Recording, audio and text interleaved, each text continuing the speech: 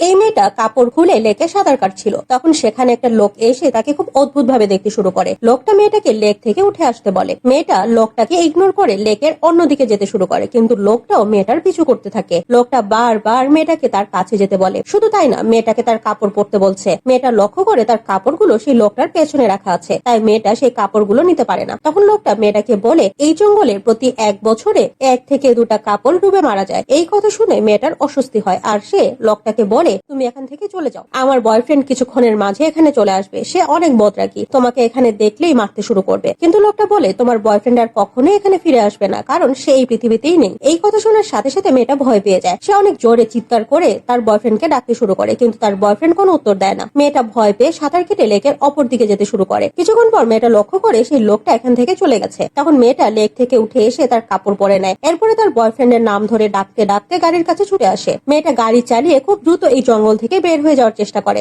আর তখন তার কাছে তার বয়ফ্রেন্ডের ফোন আসে। মেয়েটা তার বয়ফ্রেন্ডের কল পিক করার আগেই পেছন থেকে একটা হাত তার দিকে এগিয়ে আসতে শুরু করে।